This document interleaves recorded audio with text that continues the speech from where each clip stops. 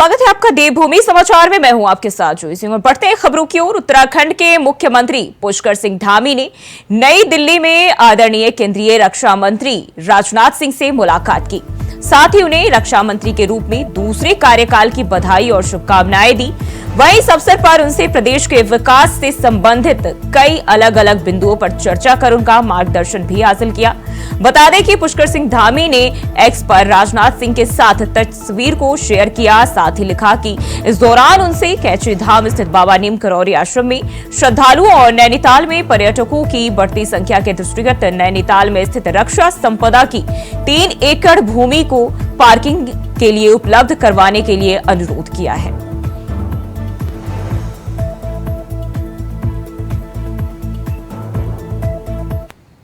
और बढ़ते आगे, हरिद्वार के बहादुराबाद में मिला लड़की का शव। हाईवे के पास मिला नाबालिग लड़की का शव। तो बड़ी जानकारी हरिद्वार से, बहादुराबाद में लड़की का शव मिला है, नाबालिग लड़की का शव। वहीं मृतक की मां की शिकायत पर रिपोर्ट दर्ज। मामले में बोले एसएसपी हरिद्वार प्रविंद्र जोभाल, आरोपियों को किसी भी कीमत पर छोड़ा नहीं जाएगा। मामले के जल्द खुलासे के लिए पुलिस की 5 टीमें गठित की गई है। तो हरिद्वार से ये जानकारी, हाईवे के पास नाबालिग लड़की का शव मिला और मृतका की मां ने शिकायत भी दर्ज कराई है, जिसके बाद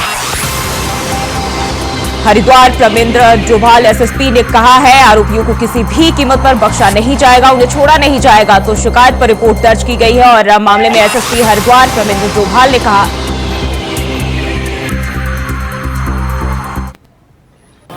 आंतरशाह के पास एक हाईवे में एक लड़की का शव पड़ा हुआ है। पुलिस ने तत्काल मौके पर पहुंच के उस शव को वहां से रिकवर करके हॉस्पिटल भिजवाया। इस बीच उसकी वहां मृत्यु हो चुकी है। तत्काल पुलिस ने सभी संभावनाओं को सामने रखते हुए इस लड़की की शिनाख्त के सारे प्रयास किए गए और इसी बीच इसकी पहचान हो गई थी। मृतका की मां की ओर से पुलिस ने एक अभियोग की तहरीर प्राप्त करके तत्काल अभियोग पंजीकृत किया गया, जिसमें 2 लोगों के खिलाफ मुकदमा लिखवाया गया। साथ में हर संभावनाओं को खुला रखते हुए पुलिस ने इस मृतका की जो पीएम है उसको कराने के लिए डॉक्टर के पैनल से इसमें पीएम कराया गया। साथ में मृतका के जो स्वैप वगैरह और डीएनए प्रिंटिंग के प्रयास के लिए जो उसका स्वैप है उसको संरक्षित किया। पुलिस के द्वारा एसपी सिटी के स्तर पे इसमें हम लोगों ने एक टीम बनाई है, जिसमें करीब 5 टीमें अलग अलग वर्क कर रही हैं, जिसमें सभी एक्टिविटियों को सम्मिलित किया जाएगा, जिसमें जो आरोपी हैं उनको भी स्क्रूटनी किया जाएगा। साथ में कल इसकी क्या गतिविधियां थी उनको सबको सामने रखते हुए पुलिस निष्पक्ष जांच इसमें कर रही है और जल्द ही इसका खुलासा पुलिस के द्वारा किया जाएगा। तो भी आप सुन रहे थे हरिद्वार एसएसपी प्रविंद्र जोभाल, जिन्होंने साफ तौर पर कहा कि आरोपियों को बख्शा नहीं जाएगा, उन्हें किसी भी कीमत पर छोड़ा नहीं जाएगा। तो हरिद्वार से ये जानकारी और एक नाबालिग का शव मिला, जिसके बाद मृतका की मां ने रिपोर्ट दर्ज कराई है और बहादुराबाद में नाबालिग लड़की का शव बरामद हुआ है हाईवे के पास और मामले के जल्द ही खुलासे किए जाएंगे, ऐसा पुलिस की ओर से कहा जा रहा है। और हरिद्वार का ये मामला है। हरिद्वार के बहादुराबाद में लड़की का शव मिला है, नाबालिग लड़की का शव बरामद किया गया है। वहीं मृतका की मां की शिकायत पर मामले में रिपोर्ट भी दर्ज किए गए हैं।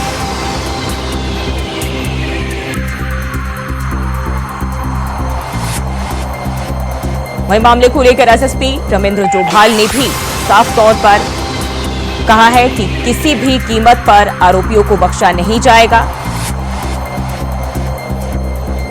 जल्द ही मामले का खुलासा किया जाएगा और इसके लिए पुलिस की ओर से 5 टीमें भी गठित की गई हैं। तो हरिद्वार से यह जानकारी।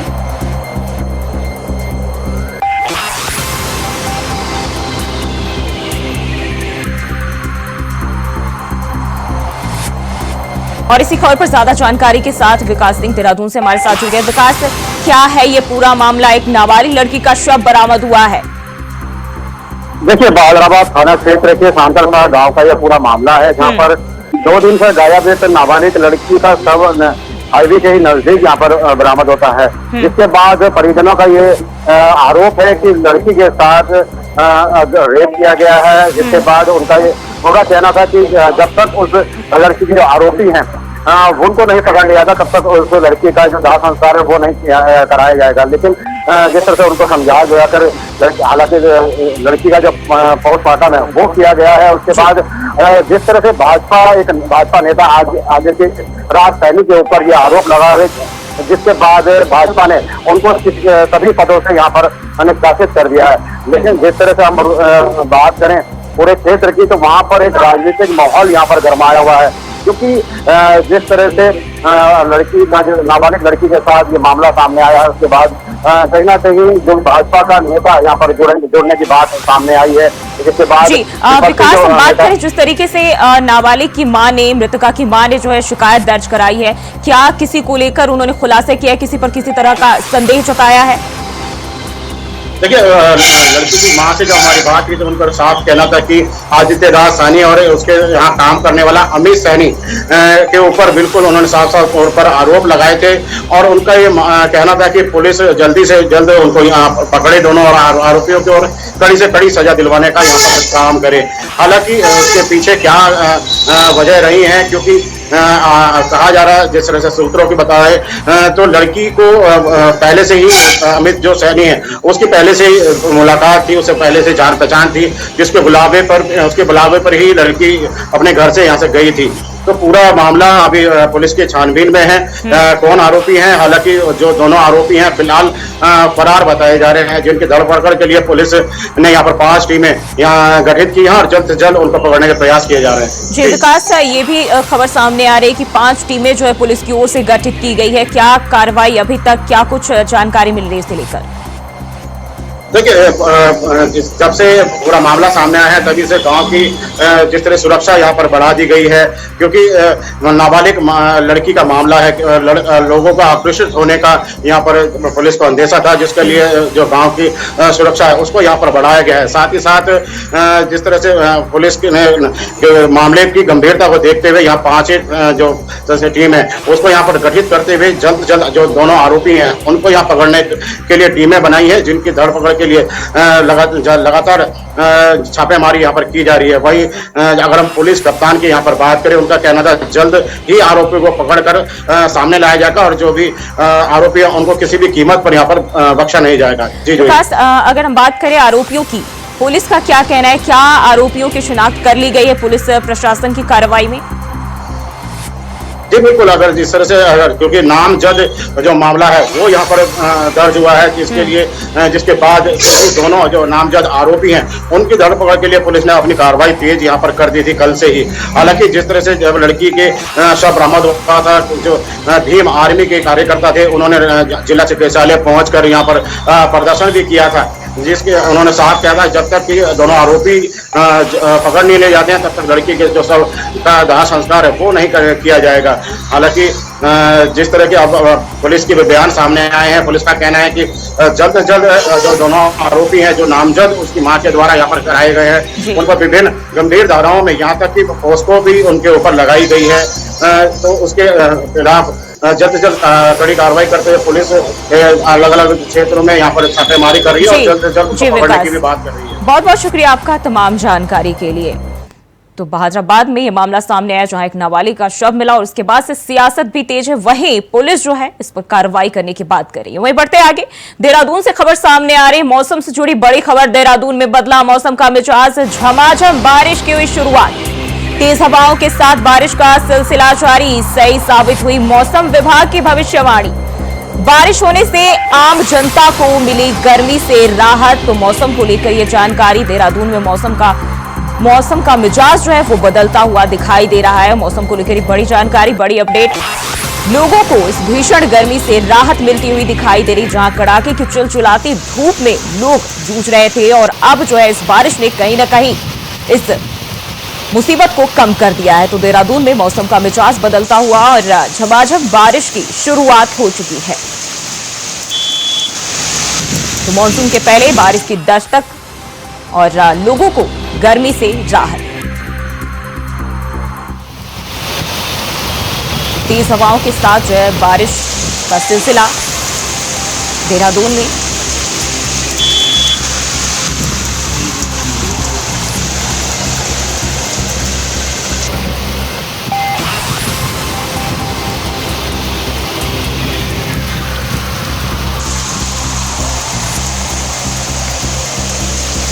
झमाझम बारिश की शुरुआत और तेज हवाओं के साथ बारिश का सिलसिला भी जारी है और देहरादून में ये मौसम का मिजाज बदलता हुआ दिखाई दे रहा है। मानसून के पहले ये बारिश लोगों के लिए बड़ी राहत है। तो मौसम विभाग की भविष्यवाणी सही साबित हुई और बारिश होने से जो आम जनता है, आम लोग हैं जो गर्मी का सामना कर रहे थे इससे पहले, उनके लिए बड़ी राहत है। तो तेज हवाओं के साथ बारिश का सिलसिला जारी है और देहरादून में मौसम का मिजाज बदलता हुआ दिखाई दे रहा है।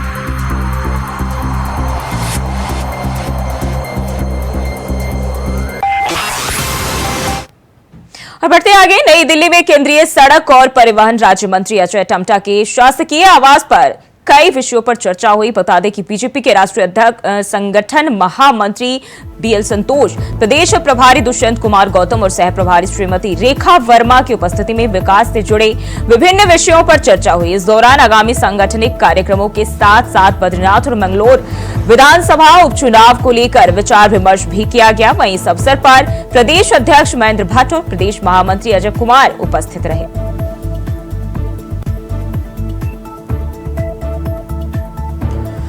तो विधानसभा उपचुनाव को लेकर मंथन किए गए और अजय टम्टा के आवास पर जो है ये चर्चा हुई है। तो 2 सीटों पर जो उपचुनाव होने और इसी को लेकर चर्चा हुई। इसके साथ ही विकास से जुड़े कई अहम विषयों पर भी बातचीत की गई।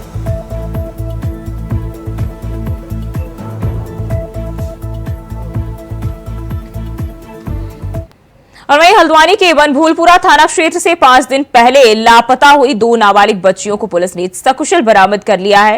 एसएसपी प्रहलाद मीणा ने मामले का खुलासा करते हुए बताया कि पुलिस और एसओजी टीम ने उत्तर प्रदेश के मुजफ्फरनगर से दोनों बच्चियों को सकुशल बरामद किया। साथ ही लड़कियों को भगाने वाले 4 आरोपियों को भी पकड़ लिया है।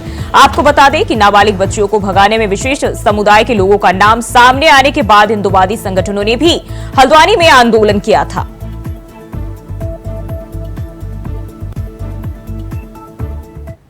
तो नाबालिग बच्चियों के गायब होने की सूचना मिली है।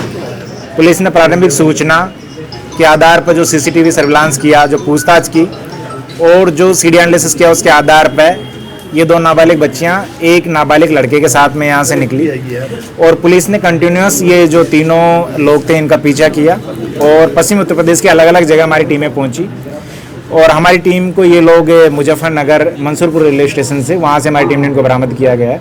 बच्चियाँ सेफ है और उनके संदर्भ में जो आवश्यक विधि कार्रवाई है वो कर रहे हैं हम लोग। इन बच्चियों को भगाने में, उनको गुमराह करने में और उनको शरण देने के लिए 4 लोगों ने जो कृत्य किया है उसके संदर्भ में भी पुलिस आवश्यक कार्रवाई करते 4 लोगों को हमने गिरफ्तार किया गया है और इनके खिलाफ बच्चियों को गुमराह करने का और उनको भगाने का जो कार्य है उसके संदर्भ में विधिक कार्रवाई अमल में जाएगी। और वहीं मसूरी माल रोड में बढ़ते अतिक्रमण को लेकर जिला प्रशासन द्वारा कार्रवाई किए जाने को लेकर रणनीति बनाई जा रही है, जिसको लेकर एसडीएम मसूरी द्वारा नगर पालिका परिषद मसूरी के अधिशासी अधिकारी को माल रोड पर बढ़ते अतिक्रमण के खिलाफ कार्रवाई किए जाने को लेकर कार्य योजना तैयार करने के निर्देश दिए गए, जिसको लेकर अधिशासी अधिकारी के नेतृत्व में नगर पालिका सभागार में पालिका के सभी अधिकारी सुपरवाइजर की बैठक आयोजित की गई, जिसमें माल रोड पर हो रहे अतिक्रमण को हटाए जाने को लेकर टीम का गठन भी किया गया, जो माल रोड में हो रहे अतिक्रमण को हटाने का काम करेंगे। इसमें शहर के सभी जगह से जितना भी अतिक्रमण है, जो दुकानदार अपना सामान बाहर सड़क पर रख देते हैं, दुकान खाली छोड़ के उनका हो गया या माल लोड का हो गया, उसके संबंध में एसडीएम साहब द्वारा निर्देश दिए गए थे कि टीमें गठित करके और नायब तहसीलदार साहब इंचार्ज हैं उसके, तो वो लिस्ट भी हमने जो पुराने 52 लोग चिन्हित थे 2022 में, वो सूची भी हमने नायब तहसीलदार साहब को दी थी और कुछ लोगों का चिन्हीकरण भी किया गया था। तो उसी के अनुसार अब ये 2 टीमें हमने गठित करी है जो एसडीएम साहब और नायब तहसीलदार साहब के निर्देशन में कार्य करेंगे। तो पहले माल रोड का है, उसके बाद शहर के अन्य स्थानों से भी ये है कि जो सामान जब्त किया जाएगा उसे हम बिल्कुल भी छोड़ेंगे नहीं और जब्ती करेंगे। और खबर टिहरी से है, जहां बीडीओ ने अपने निजी वाहन से 5 लोगों को रौंद दिया, जिसमें से 3 लोगों की मौके पर ही मौत हो गई। मौके पर पहुंची पुलिस ने बीडीओ देवी प्रसाद के खिलाफ मुकदमा दर्ज किया और मुकदमा दर्ज कर कोर्ट में पेश किया, जिसके बाद कोर्ट ने 14 दिन की हिरासत में रखते हुए जेल भेज दिया है, जिसका संज्ञान आयुक्त ग्राम विकास उत्तराखंड पौड़ी ने लिया और निलंबित कर दिया है।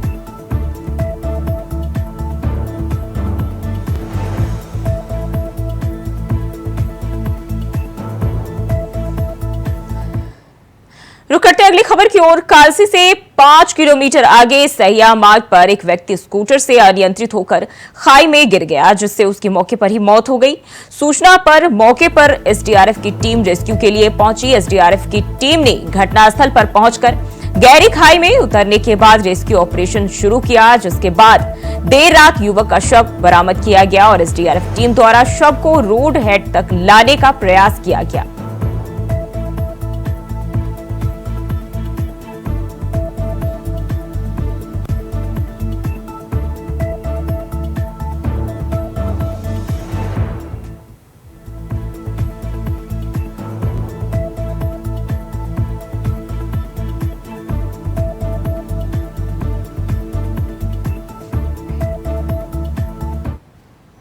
और रुकते हैं एक छोटे से ब्रेक के लिए, फौरन हाजिर होते हैं।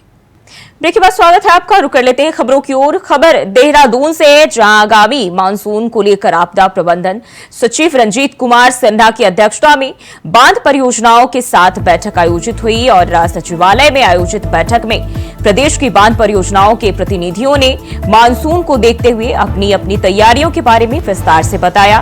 उन्होंने कहा कि जुलाई के पहले पखवाड़े में बांधों की तैयारी और सुरक्षा व्यवस्था को परखने के लिए मॉक ड्रिल का आयोजन किया जाएगा।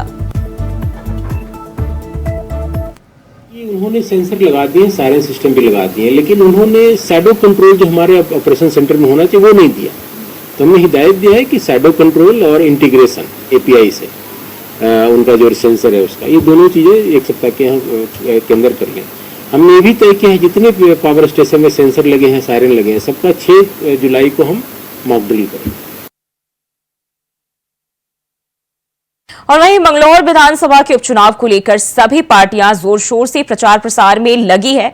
वहीं कांग्रेस पार्टी भी इस दौड़ में पीछे नहीं रहना चाहती, जिसके चलते आज पूर्व मुख्यमंत्री हरीश रावत ने कांग्रेस प्रत्याशी काजी निजामुद्दीन के पक्ष में वोट मांगे। बता दें कि मंगलौर विधानसभा के गांव मोहम्मदपुर में घर घर जाकर लोगों से वोट मांगे। तभी उन्होंने कहा कि अगर लोकतंत्र को बचाना है तो कांग्रेस को जीतना पड़ेगा, नहीं तो भारतीय जनता पार्टी ग्राम प्रधानों को धमकाकर अपने पक्ष में मतदान कराने की बात कह रही है। और साथ ही कहा कि किसी भी व्यक्ति को भाजपा से डरने की जरूरत नहीं है, सभी लोग खुलकर मतदान में भाग लें, तभी लोकतंत्र को बचाया जा सकेगा। वातावरण है, हम तो घर घर जा रहे हैं, घूम रहे हैं और बिना ढोल के बिना उसके घूम रहे हैं, लेकिन उसके बावजूद भी आप लोगों को उत्साह को देख करके, उनकी उपस्थिति को देख करके अंदाज लगा सकते हैं ये हवा किस तरफ है। हाँ, निश्चित तौर पर धमका रहे हैं, कह रहे हैं तुम्हारे बस्ते रखवा देंगे, और हम ग्राम प्रधानों से कहना चाहते हैं कि इस तरीके की धमकी के अंदर आप काम करेंगे तो ग्रामीण लोकतंत्र खत्म हो जाएगा। आप इसके खिलाफ आवाज उठाइए और उठ करके खड़े होइए। अब कांग्रेस आपके साथ है, हम लड़ाई लड़ेंगे, वातावरण है, हम तो। और बढ़ते हैं आगे। खबर रुड़की से है, जहां मंगलौर विधानसभा में उपचुनाव के चलते बीजेपी प्रत्याशी करतार सिंह भड़ाना ने चुनाव प्रचार किया। कुवाहेड़ा में गांव में जो है चुनाव का प्रचार किया, जहां उन्होंने कहा कि उन्हें 36 बिरादरियों का समर्थन मिल रहा है और साथ ही कहा कि अगर वह विधायक बनेंगे तो हर चौथे महीने मंगलौर विधानसभा की 1000 लोगों को नौकरी देंगे। और मैं जितना मिल रहा है ना उससे 100 गुना ज्यादा इन्हें प्यार करूंगा। सबसे पहले मेरे मुंह से निकला था कि मंगलौर को बेंगलोर बनाऊंगा, ये बन गया। आपकी अगर ताकत मेरे साथ ये लग गई है और मेरे बुद्धिजीवी भी लग जाए, सही बात को सही करें, तो ये मंगलौर बेंगलोर बनेगा। स्कूल भी होंगे, हॉस्पिटल भी होंगे, विकास भी होगा, नौकरियां भी होगी। और अभी मैंने कहा है कि चौथे महीने में यहाँ से विधायक बनने के बाद 1000 नौकरियां पहले जिसको ज़्यादा ज़रूरत है उसको दी जाएगी, और जैसे जैसे हो गए हर 4 महीने में 1000 आदमी लगाऊंगा। और वही खबर देहरादून से है, जहां वन विकास निगम मुख्यालय में आउटसोर्स और उपनल कर्मचारियों का धरना 13वें दिन भी जारी रहा और इस दौरान उन्होंने जल्द वेतन जारी करने और सेवा विस्तार के आदेश की मांग की है। वन विकास निगम कर्मचारी संगठन की पदाधिकारी नेहा गिलजियाल ने बताया कि पिछले 13 दिनों से 805 कर्मचारी धरने पर बैठे हैं, लेकिन अब तक कोई सुनवाई न होने से कर्मचारियों में नाराजगी है। उन्होंने उत्तराखंड शासन से कर्मचारियों की लंबित मांगों को पूरा करने की मांग की है। हम लोग यहाँ 13 दिन से धरने पे बैठे हुए हैं। हम लोग 805 कर्मचारी हैं जो सब धरने पे बैठे हुए हैं। जैसे जैसे जिसका हो पा रहा है वो आके धरने में बैठ रहा है और सबकी सेम मांग है कि हम लोगों को स्वीकृति दी जाए, क्योंकि हम लोग इतने सालों से यहाँ काम कर रहे हैं। पहले कभी ऐसा हुआ नहीं कि स्वीकृति के लिए इतना बैठना पड़ा। अप्रैल मार्च में खत्म होती थी, अप्रैल में स्वीकृति आ जाती थी। पहली बार ऐसा हुआ है कि ये लोग स्वीकृति देने से मना कर रहे हैं। आज तक एमडी स्तर से हो जाती थी स्वीकृति का, वो पहली बार बोल रहे हैं कि शासन से आएगी स्वीकृति, जो इतने सालों से कभी शासन से आई नहीं। तो इस बार ऐसा क्यों हो रहा है कि शासन से आ रही है? सब लोगों की अपनी अपनी प्रॉब्लम है, किसी को घर का किराया देना है, किसी को बच्चों की फीस देनी है, किसी को कुछ करना है, तो वो चीज़ और डिले होते जा रही है, जिससे हम लोग के लिए और मुश्किल होते जा रही है। इसलिए हम लोग धरने में बैठे हुए हैं और जब तक नहीं होगा आगे भी बैठते रहेंगे। और मेन चीज़ है कि जब हम इतने सालों से काम कर रहे थे तो अचानक इनको क्या याद आया कि इनको हटाना चाहिए। अगर हटाना तो पहले हटाते, जिस टाइम पे हमें कहीं और नौकरी मिल सकती थी, हम लोग तैयारी कर सकते थे, उस टाइम पे तो हमें बोला गया कि नहीं तुम लोग हमारा भविष्य हो, काम करो, हमारे साथ रहो। तब इन्होंने हमें कुछ नहीं बोला। अचानक हमें बोलते कि हम तुम लोग को नहीं जानते, तुम हमारे कर्मचारी नहीं हो। तो किस लिए बोला जा रहा है ये सब कुछ और अचानक से ऐसे क्यों हटाया जा रहा है? क्योंकि इनको नए वो मिल चुके, भर्ती हो गई है, इसलिए ये कहा जा रहा है। और वही खबर देहरादून से है, जहां अतिक्रमण पर कार्रवाई। बीते दिनों काठ बंगला बस्ती में देर रात एक महिला की हार्ट अटैक से मौत हो गई। महिला की मौत का कारण अतिक्रमण पर हो रही कार्रवाई बताया जा रहा है। वहीं अतिक्रमण पर हो रही कार्रवाई से लोग असंतुष्ट भी नजर आ रहे हैं। साथ ही साथ कुछ लोगों का कहना है कि एमडीडीए के एक अधिकारी विशेष समुदाय के लोगों के घरों को छोड़ रहे हैं और दूसरे समुदाय के लोगों के घरों को तोड़ने का काम कर रहे हैं। आपको बता दें कि यह अभियान हाईकोर्ट के आदेश के बाद चलाया जा रहा है, जिसमें 2016 के बाद अवैध तरीके से बने मकान को हटाने का काम किया जा रहा है। वहीं कांग्रेस प्रवक्ता आशीष नौटियाल ने कहा कि सरकार गलत समय पर लोगों के बने मकान को तोड़ने का काम कर रही है। उन्हें चाहिए कि अगर वे वहां से अतिक्रमण हटा रही है तो वहां पर जो लोग बसे हैं उन्हें कहीं और बसाया जाए। देखिए, अत्यंत दुखद है जिस महिला की मृत्यु हुई है, इस बात से हम लोगों का दुख है, हमारी पूरी सहानुभूति उस परिवार के साथ है। लेकिन देखिए, जो कार्रवाई की जा रही है, बहुत गलत कार्रवाई की जा रही है और गलत टाइम पे की जा रही है। आप लोगों ने जब बसते हैं तब तो आप देखते नहीं है। आज बस बसाए घर इतने आप बारिश के सीजन में या गर्मी के सीजन तोड़ने का काम कर रहे हैं बिना इन्हें कहीं बसाए हुए, तो हम इसका पूरा विरोध करते हैं। और भेदभावपूर्ण नहीं, हम तो चाहते ही नहीं कि टूटे।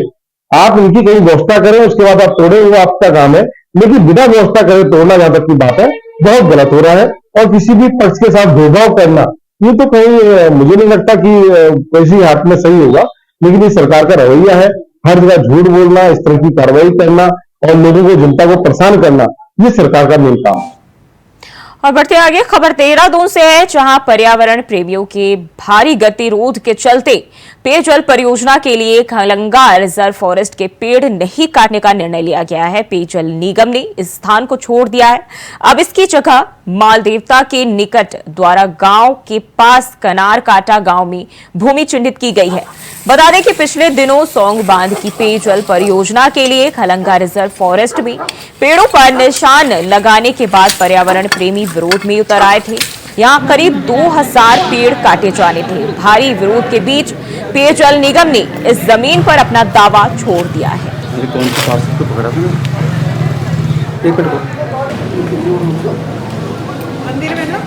खलंगा में जो वाटर ट्रीटमेंट प्लांट का चयन हुआ था, उसमें स्थानीय जनता ने कुछ विरोध जताया है।